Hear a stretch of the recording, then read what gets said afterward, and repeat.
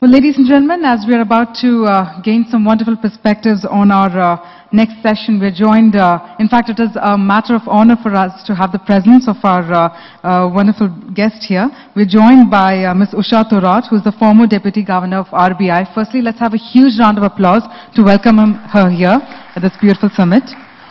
In fact, after a career of nearly 4 decades with the Reserve Bank of India, she became its Deputy Governor in 2005, a post which she has held for 5 years.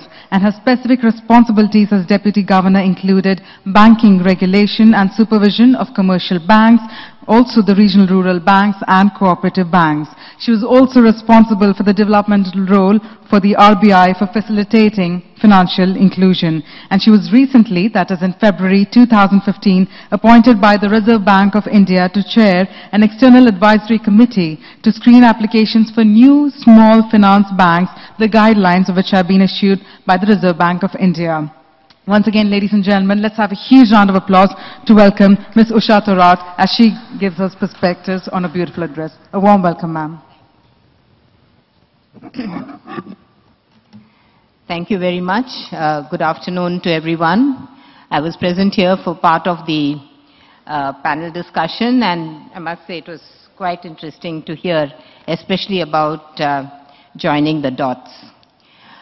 Well, it's nearly 10 years since the term financial inclusion was coined in the Indian banking parlance. Today, financial inclusion is a global buzzword and a part of the MDG and the G20 objectives. I want to focus today in my talk on the sustainability of this national effort.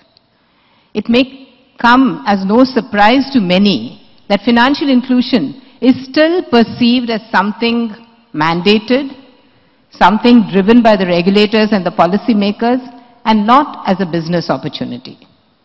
Only if we can make it a business opportunity can we make financial inclusion sustainable. The achievement over the last 10 years have been considerable in terms of outreach, access points, either through branches or BCs or mobile technology, the use of technology solutions, the use of intermediaries, and I must tell my E&Y friend that there is already a pattern in place to use all the intermediaries till the last mile, and even today it's available. The significant improvement in the payment system, the simplified KYC, e-KYC facilitated by Aadhaar, including RuPay, all these things have meant a huge amount of infrastructure has been put in place, just like Nageshwar Rao said, and what we need is to take advantage of it. The opening of 11.5 crore bank accounts is no doubt a tremendous achievement. Opening a bank accounts and enabling transactions to be done easily, efficiently, and conveniently is obviously the first step. But we know that financial inclusion means not only a bank account, it's not only access to payment systems, it's access to savings, access to loan, access to insurance, access to pension, and capital market products. So I have a few suggestions, how do we make financial inclusion sustainable. First, let's take payment service. It's been a great measure to make financial system sustainable has been the government decision on direct benefits transfer. Quite apart from the other outcomes of the direct benefits transfer, which is actually better transparency and minimizing of leakages. But the cost of transaction is quite high. And banks have opened accounts, they're putting through transactions, but it will not be sustainable unless government reimburses the banks even the 3.2% as recommended by the Nilekani report. And I think this has to, be reckoned as at a point of time, because as the scale increases, the cost of transactions will go down, and one can review it again and reduce it as we improve the scale. But this is absolutely critically necessary at this present age to make it sustainable. The second point, I very much like the idea of going completely electronic and, we don't really need to have a brick and mortar presence and all that. But today the reality is our economy is highly cash dominated. Cash is the cost of moving cash, the stock of storing cash, and I know the cost of putting cash into circulation, the cost of removing cash from circulation, all this is a humongous cost. We do need to move to a cash light economy. The use of mobile wallets, e-wallets, swipe cards, contactless cards, they are all the way to go. But there have to be incentives to go there. One disincentive, as I understand, is the audit trail of the economy. There are many worries that the audit trail may set off a series of investigations from tax authorities and other authorities. So how do we ensure the buying in of the population to cashless transactions? I think this is the innovation that we really require, where we need to put our heads together. The second point is about cost recovery. When banks provide payment services and other services under financial inclusion, where, for example, there's no direct benefit transfers, they incur cost. And they'll be reluctant to make further investments to improve and make these services efficient unless there is some kind of system of recovery of cost. There can be an element of cross-subsidy for services rendered to more vulnerable sections of society. But on the whole, this business segment has to yield some small return to the banks. So we need to look to see whether banks need to be given more flexibility in the levying of service costs, whether the distinction can be made between different types of clientele. It may be useful to have more disclosure on the cost and return in rendering services to see whether the charges are unreasonable or they are unfair. And these should be the only two criteria. Otherwise, banks actually do need to be able to recover the cost if they have to make it sustainable.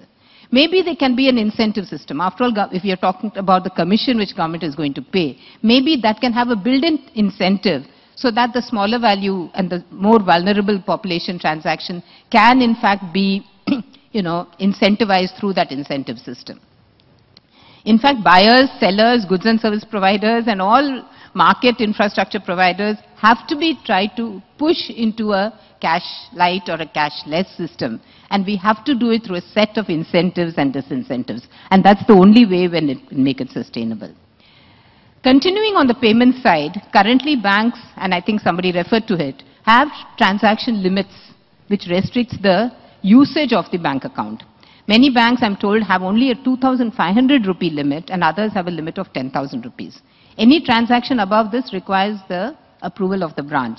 Many financial inclusion accounts open through BCs will face this restriction, and banks would therefore do need to review these limits.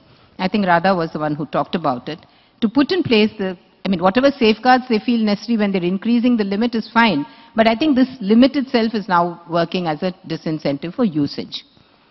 The banks have now firmly adopted the BC model. Some banks prefer to do it through BCs in certain areas. They do kiosk banking, they do ultra small branches, they do it through the various other ICT technologies, to the digital technology. And some of them are relying on ATMs. Some have a combination. Obviously, the banks have to evolve what really best suits them. Are they going to use intermediaries? Are they going to use BCs? Are they going to use the payment banks? Are they going to do it themselves? These are questions where the present regulatory and environment allows it. So, if for a geography, for a culture, for a socio-economic level, for a specific literacy level, something may work, something may not work. And I think what we have to see is there has to be this effort of finding out what works somewhere and for what kind of population and what doesn't. And then to evolve policies which is not a cloning, which is not a standardized thing, but certainly something where the discretion is used, but used within the realms of the policy. There's also a refrain that BCs, for payment services, their compensation is inadequate for them to have long-term loyalty to the banks. Banks using the BC model will have to see what is it that they need to put in place to make a sustainable BC model. Because and I think better than anyone, LIC can talk to us about it, because they've had the history of the longest loyal LIC agents. So I think BC relationship with the bank has to be a long-term, lifetime kind of a relationship. To turn to savings next. Financial inclusion can emerge as a profitable opportunity only if banks are able to mobilize savings. A popular misconception is that poor do not save. Field evidence indicates the exact opposite. The poor are borrowing and saving more, but they need appropriate products at convenient places. Otherwise, we'll end up with the Saharas and the Saradas. Unfortunately, the savings are in instruments and places that are not acceptable and are at risk of disappearing when they need it most. So business continuity and familiarity is also extremely important. Similarly, insurance and pension products need to be customer-centric rather than cloned and head office or uniform one-size-fit-all driven. Next, coming to loans. Financial inclusion, to be meaningful, has to scale up the economic activity in the country. Economic activity, economic growth needs finance. It needs credit. And loan products have to really be offered in a massive way under FI, under financial inclusion. And banks also will start yielding the business aspect of the financial inclusion only if they start scaling up their loan operations. But why is there some reluctance in the banks? What is the reason for this? Is it an attitudinal reason? Banks don't feel that there is a reluctance to lend to this category of the poor? Is it perhaps the case that returns on these loan products are not sufficient to compensate the cost of funds, plus the cost of transactions, plus the risk and capital cost? There could be apprehensions that if such interest rates to cover all these costs are charged, it would not be acceptable by the political climate. And this is a factor which would weigh heavily on the banks, especially the public sector banks. What is the appropriate pricing for loan products under FI? In the microfinance sector, for loans up to 50,000, the norm is currently taken at 24 to 26%, with a few having come down to 21%. The FAQs of RBI clearly say the interest rates charged by an NBFC MFI to its borrowers will have to be the lower of the following. The cost of funds plus margin. And cost of funds means interest cost, and a margin is a markup of maximum 10% for large NBFC MFIs and 12% for others. And large NBFC MFIs are those with asset size over 100 crores. The average base rate of the 5 largest commercial banks by assets multiplied by 2.75. It also goes on to say processing charges by NBFC MFI shall not be more than 1% of the gross loan amount, and it need not be included in the margin cap. A CGAP study on interest rate margins led by Rich Rosenberg shows that for MFIs, medium margins and range of rates are the lowest in the South Asian region, 20 to 28%, while the highest for Latin America and for Africa, from 22 to 45%. There is no internationally comparable study on the intermediation cost for banks for the small borrower segment, but there are studies on interest rate margins. A 2013 study by the Netherlands Central Bank, it used a comprehensive data set of over 16,000 FDIC-insured US commercial banks for a period ranging from 1992 to 2010. It found that a bank's business model exerts a robust positive effect on interest margins. They showed that margins have decreased over the last 2 decades on account of a shift from relationship banking to transaction-oriented banking, which allows the scaling up of transactions while controlling costs. The reduction margins, they say, was on account of the quest for growth rather than competition. All this means that as the scale we are currently in India, where the credit penetration is so low and the exclusion on account of loans is far, far higher than the exclusion on account of bank accounts, the margins are bound to be high. And therefore, even the break-even interest rate will perhaps be higher than what is considered as appropriate. But the good news is, as banks scale up, the margins will come down. Compared to MFIs, despite their lower cost of staffing, the commercial banks would probably find a range of 18 to 20% as a reasonable break-even interest rate to cover costs and risks in this segment, leaving them with some profits which would incentivize them to invest perhaps in CSR such as social capital, including financial literacy, and other activities which would only go to improve their sustainability of their financial inclusion plans. This is an issue, I think, which needs serious deliberation amongst all stakeholders. Another reason why banks could be reluctant to push products for small businesses is that there is enough of low-hanging fruit in the wholesale business, in the credit business, in housing, in vehicle loans, consumer durables. So therefore, on their own, if not driven, banks would not chase the low value or the low ticket business. Now, there are obviously different ways in which the low ticket business can be done by the banks. It doesn't have to necessarily be directly. It can use intermediaries. There is a securitization model. There is an assignment model. And these are all ways in which, it can be done. Perhaps the PSLRC market, when it develops, that is the priority sector lending certificate market, it can provide the opportunity for combining relationship banking and transaction banking. Perhaps smaller organizations which are more nimble-footed, which are more innovative, maybe the small finance banks when they come, the urban cooperative banks, the microfinance institutions, these are the ones that can help major mainstream banks combine. And therefore, there is a need for collaboration, there is a need for partnership, there is a need for working through agents. So this perhaps is something that going forward we can hope to see. At least remove the inhibition to deal with small ticket businesses directly. Another view is that stated to be inhibiting the banks as a sustainable business opportunity in the financial inclusion space is this very short time horizon for banks on account of their obsession with the quarterly results, which inhibits taking a longer term strategic view, the shorter tenure of the incumbents driving the inclusion policies in the bank, and the challenges in coping with the businesses that the bank is already having. If you talk to most of the banks, they'll say there are all the time a queue of 200 people standing outside our branches, and we're just not even able to cope that. So to some extent, perhaps all these factors are relevant, but all said and done, every bank has to have a medium-term, clear strategic plan for financial inclusion, for which the employees and the management needs to take ownership. Perhaps the changes in governance and leadership which are being brought about in the banks would have the desired impact. Finally, maybe in some areas where banks have comfort, they should look at the self-help groups. They have enabled successful financial inclusion, especially of women on the savings and credit side. This, and I'm very happy that I hear from my NABARD colleague that this is trying to be integrated and made digitized. And I think it should come seamlessly into the Jan Dhan Yojana program. The data suggests that there are at least 6 million self-help groups and linked to banks and 3 million linked to MFIs.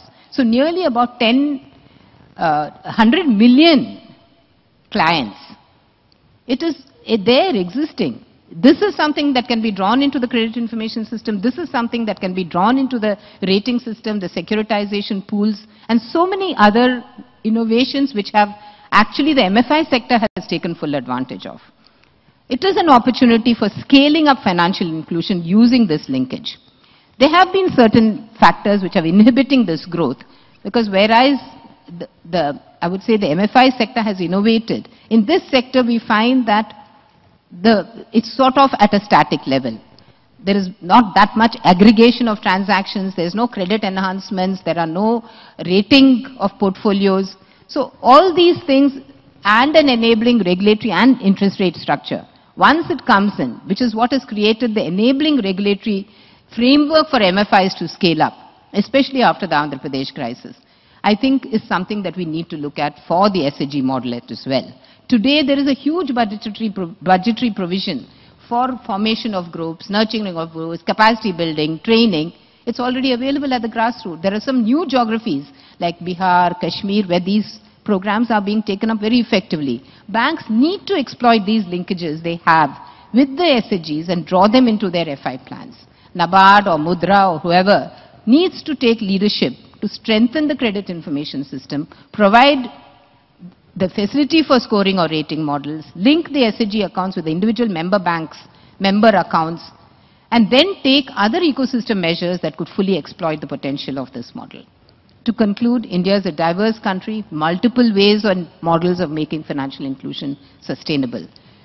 We need to, it's always so far I would see been a top-down approach. We have to think of a bottoms-up approach. We need to draw local communities into the bank's strategies. They usually know what is best for them. And that's the lesson we've learned repeatedly from experiences the world over of dealing with financial inclusion. And it's better to support them as needed. You don't have to tell them whether they need a cattle loan or they need a tailoring loan. They know what they need. And I think the grouping, the aggregation, I think maybe a bottoms-up approach is something a need of the hour. Making 1 million flowers bloom should be the goal of policy in an enabling policy and regulatory environment. Thank you.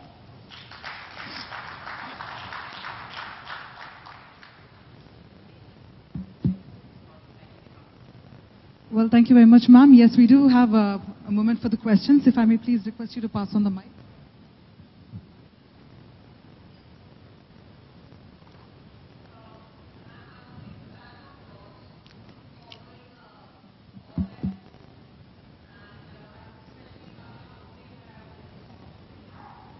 Forward my frustration. I have been working for 3 years in financial inclusion, and finally we zeroed down on this self-help group bank linkage program. We've wanting to work with banks to collect this data and populate the credit bureaus. We've just had our first meeting after 1.5 years in pursuit of this dream, where gentlemen from the RBI have applauded it. Lot of corporates that are present here, lot of banks that are present here, lot of individuals that are present here have met me. And we're a humble small NGO saying that we need data transparency. And these 100 million women who are linked to self-help groups, we need to know who they are so that we can understand whether they're getting overextended in credit or not. And we need to use the RBI's vision of having credit bureaus to make bank SHG linkage program more accountable. Even though every banker applauds it, my humble submission and realization after 3 years of pursuit of this dream is there is perhaps tremendous laziness. I've heard a lot of gentlemen talk about technology, technology, technology. If I propose a question to anyone in the room, who are the top 5 technology providers today who are working with Android phones and computer-based programs and women at the grassroots level? Have you done an assessment of these providers? I'm sure I'm not going to get detailed answers. So to cut the long story short, I'm thinking I'll bring my 10-year career in helping India at the base of the pyramid to a full stop, because I feel there's a huge gap between good intentions supported by strong actions. We're a small NGO looking for grant-based funds. We've knocked on several doors and there's been no response. So Can I respond? Yes. Okay. I think there's one very important issue here. It's a philosophic issue and I'd like you to look at it. While we can look at the credit record of the self-help group and there is a need to know who are the women behind the self-help group in terms of the know your customer, I'm not very sure that if you use the credit record of their own repayment to the SHG as a factor for giving the loan to the SHG as a whole, that would be the right approach. Because the self-help group operates on the principle of a group guarantee. It's a social capital which provides the collateral. What is critical to us is what is the behavior over history, and this history is available with the banks of that group. And what is the continuity of the membership in that group? How many years have they been continuous members of that group? How many loans have they taken? How many have they repaid? How many have they default? What has the self-help group done? Have they rescheduled the loans? Has there been some calamity? And invariably, this category of borrowers do not default unless they actually have a problem. And reschedulement is the answer for them, for most of them. And that the SHGs manage to do because they know their members mutually. So if we start using the individual credit record to bar them from further credit, then that will be doing them a great, you'll be excluding them financially. So I'd just like all of you to just bear this one thing in mind, where we work with group guarantees, where we work with self-help groups, for the group as a whole, I think it's important for us to bring into the credit information bureaus the credit record of the self-help group. The track record of the SHG in terms of what has been its deposits. In fact, please, it's a useful thing for your credit analysis to see what has been the deposits over time of the self-help group. What kind of business plans have they put forward and how successful have they been in getting their requirements?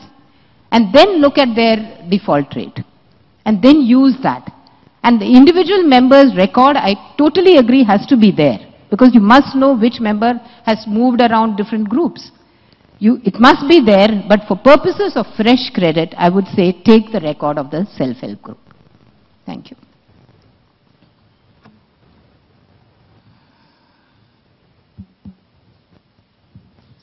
One commonality between me and the earlier speaker is that I'm also a fan of yours. You talked about sustainability of financial inclusion and looked at it possibly from a commercial standpoint. How do we sort of insulate them from sustainability shocks from a political environment or economy that they work in?